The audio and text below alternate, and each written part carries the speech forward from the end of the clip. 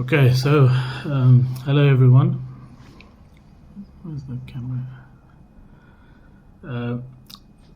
Today I have someone special that I'll be talking to, and she touches people's lives every day. She works in the beauty industry. She stands behind a chair. She makes people feel confident, listening to their small troubles. She's listening to their weekend plans, the office gossip.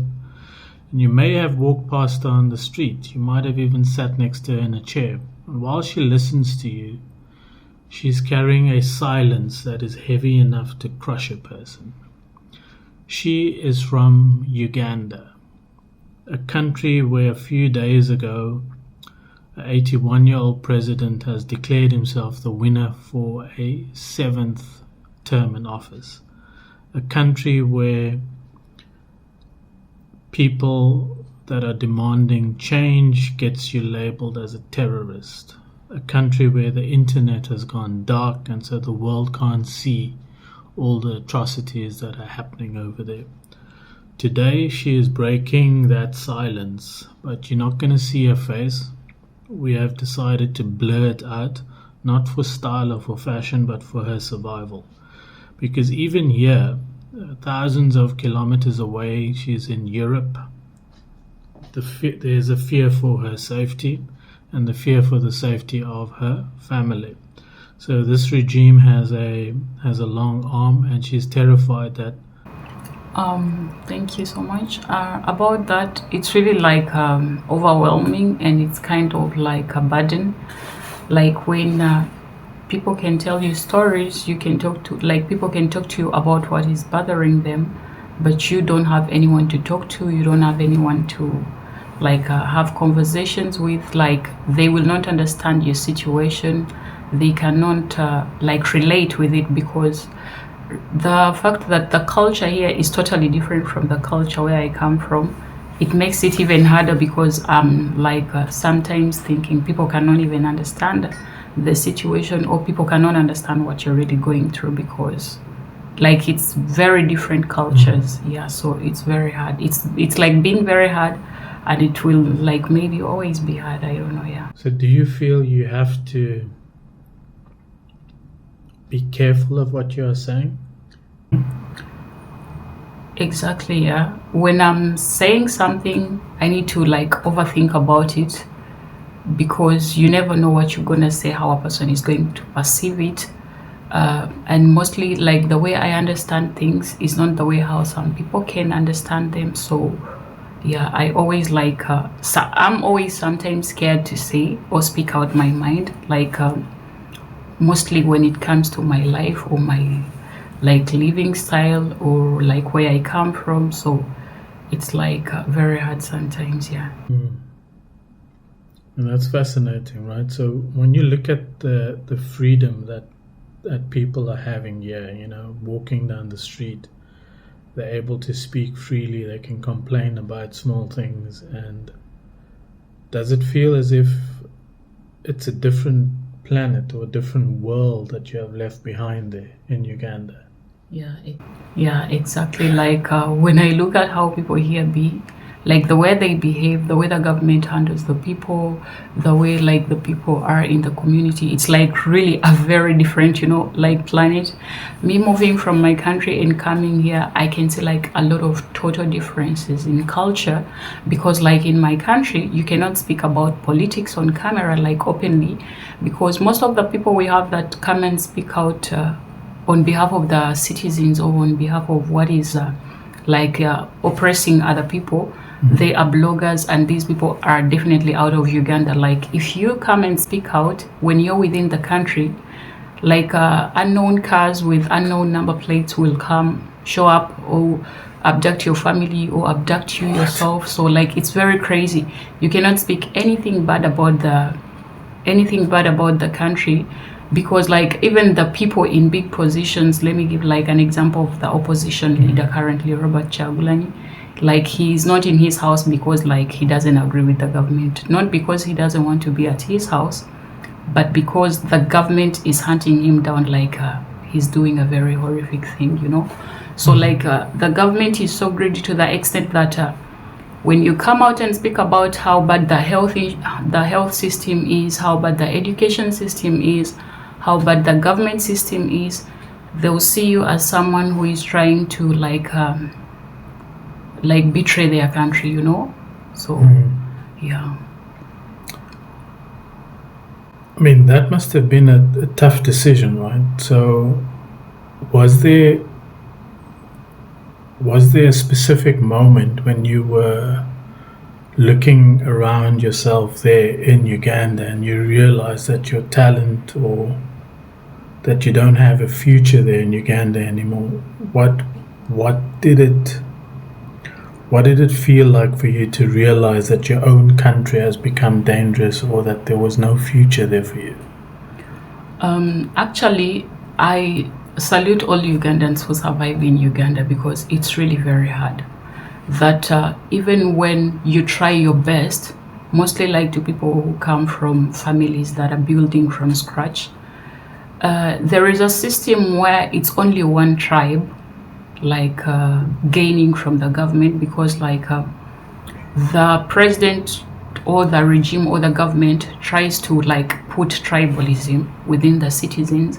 So there is even like a certain audio that I had, and it was coming from one of the in-laws of the president of Uganda, and he was saying like they want to create a system where in Uganda it's only their tribe that is like leading, you know, living the rich life, and then the rest of the regions of Uganda will have to serve as servants.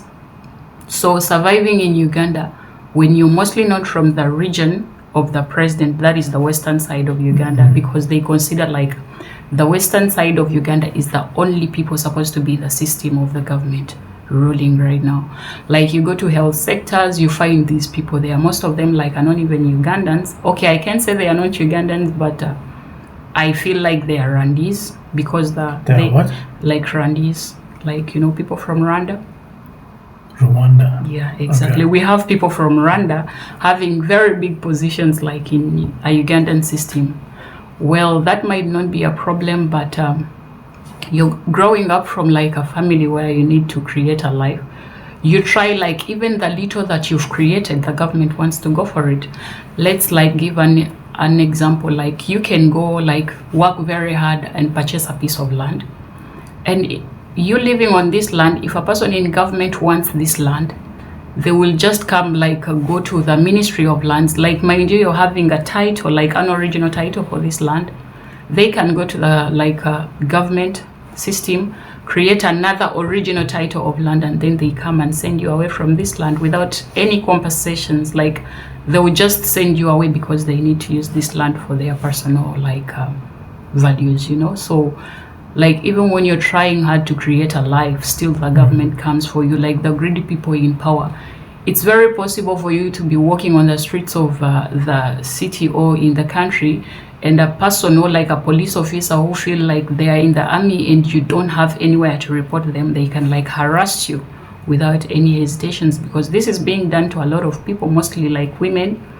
Like police officers, mostly the generals in the army, they take advantage, and you know, they be harassing people because they know they are in power, and like you're not going to report them anywhere. We have like people, because like the government in power is from the NRM like political party, so mostly people in this party like they oppress people, you know. They take advantage, like I'm from the NRM, you're not going to report me anywhere, so they can do anything they want to you. And like even when you go to the police to report, they will be like, you're not going to do anything, because you know, if a big person from the government does something to you, you cannot get justice. And I believe like those are the differences that, you know, they like blow my mind out, because in the Netherlands, I'm sure if a person reports when something has been done to them, they will get justice.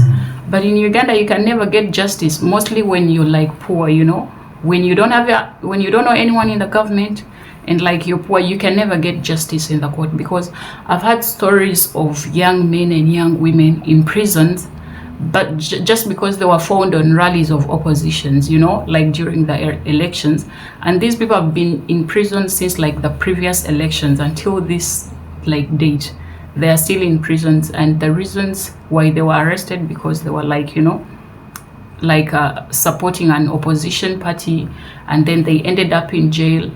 They are taken like to like prisons without anything like they've done wrong. So yeah, the system is really like very different. Like I feel people here have a lot of like how is it called, like you can like express yourself freely, which cannot be done in Uganda. No. Okay, you've covered a lot of ground in what you were saying, right? And the problem is quite complex, but I want to come back to this tribalism thing. And how many, help us understand this, how many like tribes are there in Uganda? If I take South Africa, there's like 14 official languages. You've got, the Zulu, the Xhosa, Afrikaners, etc. And there is, I guess, still some tribalism in South Africa, but here in Uganda, it seems to also be having an impact. And I'm wondering if this is still very much an African problem, where we are identifying as specific tribes and fighting each other instead of trying to build a country. So help me understand how many, if you know, how many different tribes are there, and what are the main, why don't they see themselves as all Ugandan, and why is there these factions? Yeah, exactly. Uganda has like 4 regions. We have the eastern region, and this eastern region has like a number of like languages that they use there. And we also like have the western region, and we have the central region and the north region. So all these regions have like quite a number of tribes that I cannot like specify out, but they are like very many. But the mostly known tribes are like the Baganda, Banyankole. We have like the Bagisu, Basoga. It's a lot of tribes, but like it's I think. Is it just, sorry to interrupt, is a tribe like somebody that belongs to a group, or do they have something that binds them together that is really separate? Because you could have, let's say simply, you could have 2 groups of people that have the same language, they have the same culture, but they belong to different leaders, and they see themselves as 2 tribes. Or are these people really different, like in terms of languages or belief systems? What makes them different? What makes a tribe different? I think it's the beliefs and like the beliefs and the culture, because like each tribe has like its own language, and wow. Yeah, like each tribe has its own languages, but we have like the most famous ones, like in the central it's the Bagandas, and there is like a Buganda kingdom that was taking the Buganda region. But like in the eastern region, they are like a bit similar with the language, but the culture and beliefs are like very different. And so to the western, because in the western region you can find we have Batoro, Banyankole, we have like Bachiga, we have Bafumbira. It's like a lot of tribes, but each tribe comes with like a different culture and different beliefs and traditions. But no matter all that, we are still like under the same government. And I feel like if a president or a leader, currently we are having a leader in power like for 40 years, and he's like from the western region, you find that if a president is from the western region, instead of seeing it as a whole country, they just want one region to be, like gaining from the whole system, which I think is not fair, because if it's a country, then I feel like all regions must be treated the same, because like it's a country at large. But you find like if a president is from the western, all like health sector, like all the government sectors are having people from this specific region, which I think this is tribalism. Like they can't say it out loud, but I'm sure it is, because the whole army is full of like western people. So yeah. So this to me is interesting because I've seen this play out now in a couple of countries in Africa, right? So you had it in the genocide in Rwanda. You've got tribalism definitely in South Africa, but what is happening now in Uganda is that the president is calling these people that are wanting something different, he's calling them terrorists. Yeah, rebels. Rebels and terrorists. So now tell me a little bit about, or tell the people what is happening there. So these are people that are of different tribes that want what they want, equality probably, right? And can you talk us through what your understanding is of what's happening there? What is actually happening with these? I mean, they're being called terrorists, but are there things that you're aware of that's happening there? Yeah. Like growing up in Uganda, I grew up like when the president ruling is the president there. And so was my mom, and I believe, and so will my kids, like if the system or like people don't come out to do something about it. Because living in Uganda, growing up, I've seen a very broken system. Like if a country is having like a setup that is very good for the citizens, this is where you find like people will have free education because they are paying taxes. They will have a good health sector because they are paying taxes. But in Uganda, it's a different case because growing up in Uganda, like everything done there is done on cash because like we don't do credit in Uganda. So I've seen like my parents pay cash for everything. Like they pay taxes, but at the end of the day, you're not getting services. Meaning, as a child growing up, I saw like the system was broken or some things were not going the right way. So if you have grown up in a system that you feel is broken, you can see that this thing is not right. Maybe it should be done like this. But in the government that we are having, if you come out to speak about these things, you're seen as a rebel because like people are being arrested because they are coming out to say what is wrong. You know, like people are being abducted because they come out to speak their mind and be like, oh no, the health system is not right, maybe we need change. The government is treating people in a way that is not right, maybe we need change. But instead of the government working on the things that people come out to speak about, they just silence them. Like they just silence you because they feel you have no right to speak.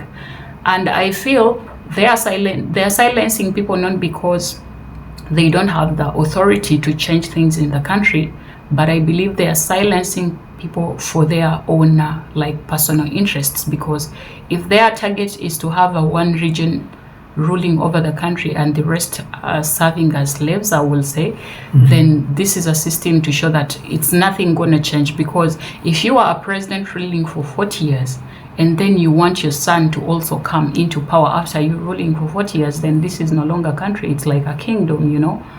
So it's not so fair because a lot of people are in prisons, like a lot of youths are in prisons just because a person, because like previously in these previous elections, the opposition leader, because me growing up in school, we were taught about patriotism, but I never really understood what patriotism meant until this opposition leader Chagulanyi came in power, because he was telling people how they need to like get back and love their country, because if they don't love their country, then they will not be able to do something nice for it. So we have to love our country back so that we can have it, like, you know, as we are supposed to.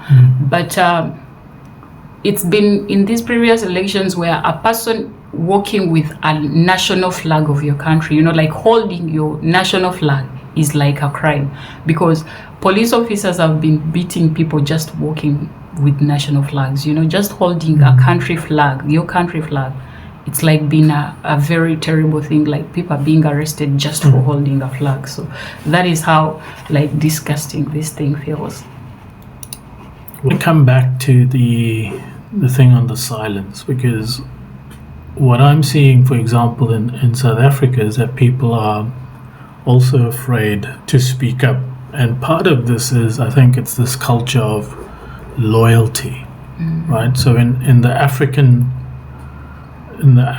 traditions, people value loyalty more than being on time for something. And so if somebody doesn't do their job, people don't fire that person because they want to keep the relationships. They want to keep the person. They value the relationships more than they do what the person has to get done, right?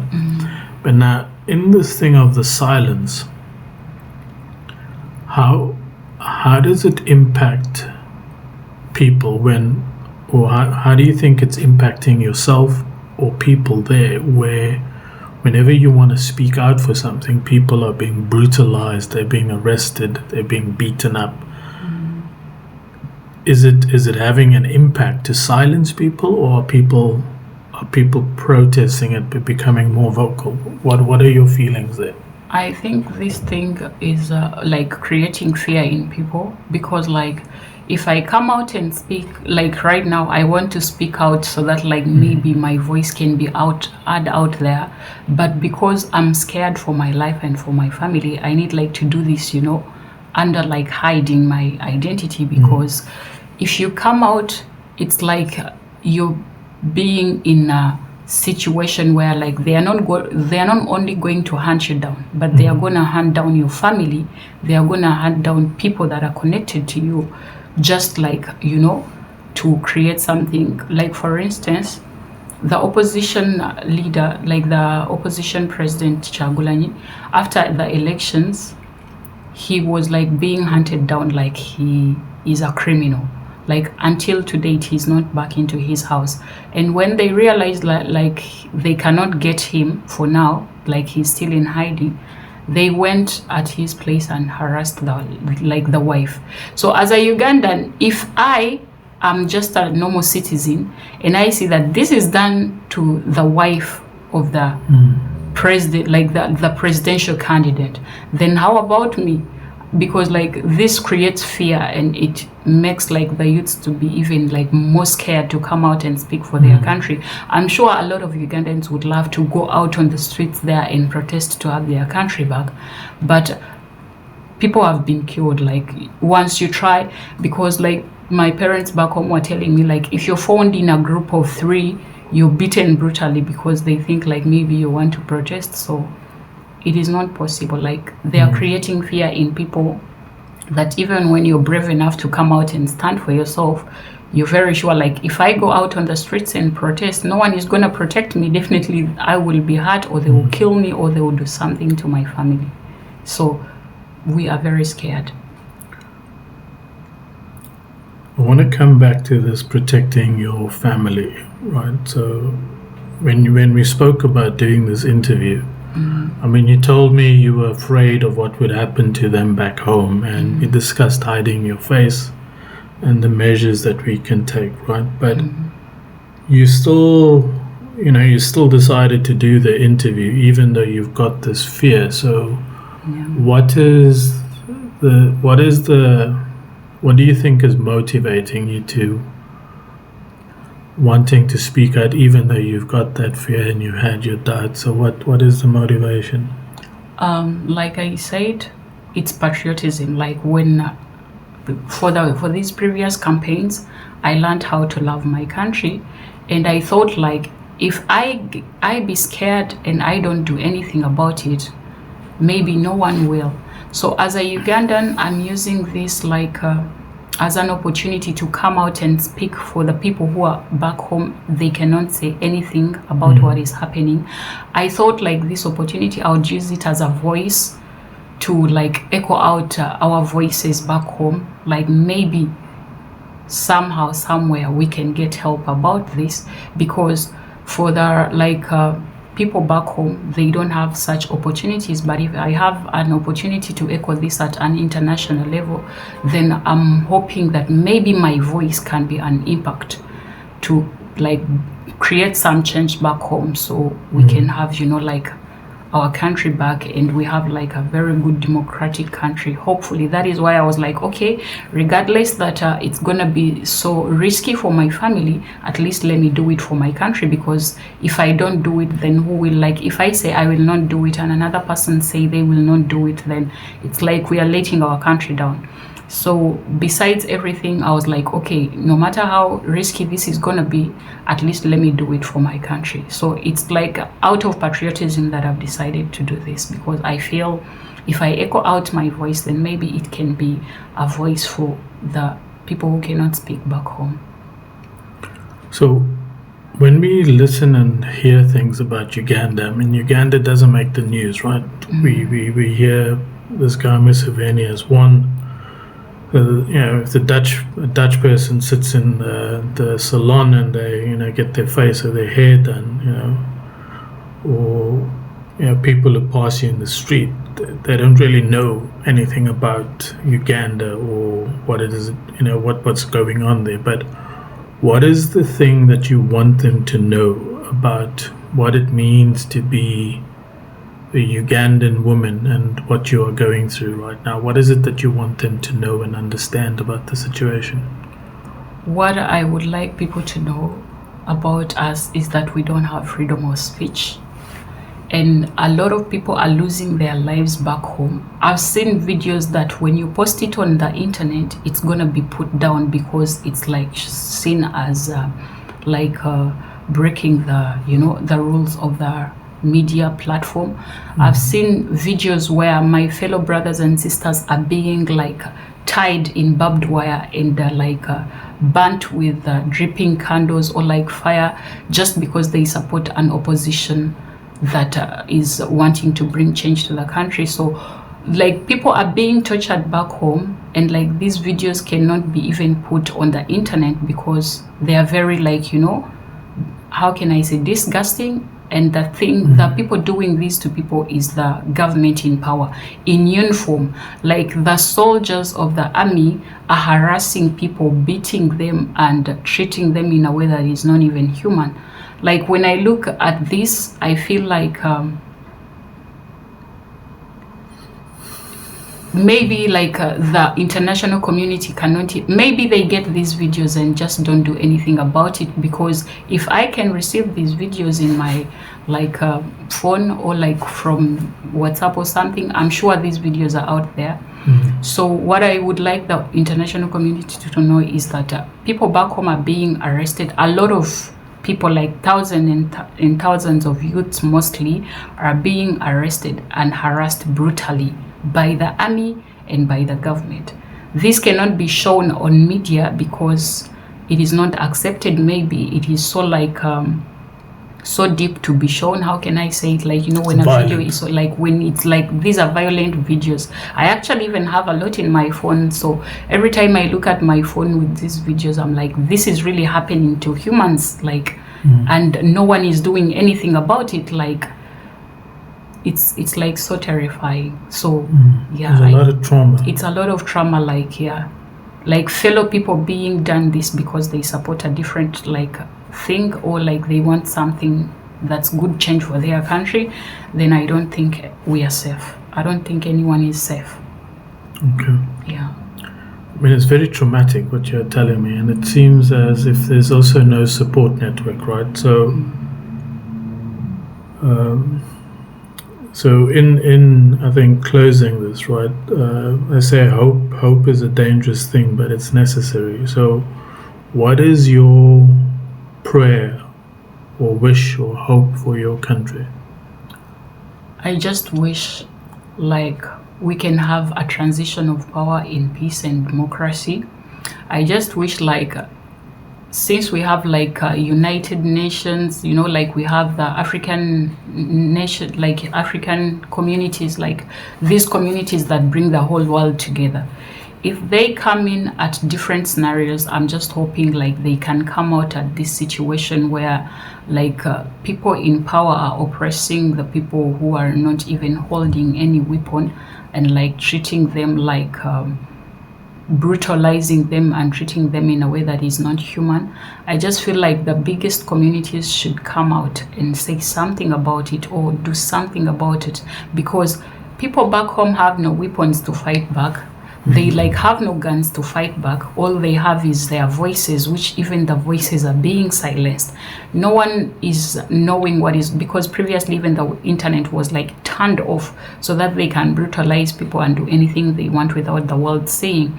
What the world is not seeing is that people back home are being hurt and being treated like, and I can't even say treated like animals, because even animals here like are treated, way better than how fellow Ugandans are being treated back home. And this thing is done by the army, by the government. So I'm just wishing if like big communities there or big organizations out there can come out and do something about this, because like there is previously when the LGBTQ was being stopped in Uganda, and like these communities came out to speak about it. I'm just hoping like when human rights are being harassed and like people are being killed, I'm just wishing that these communities can come out too and speak about this, or like save and do something about this.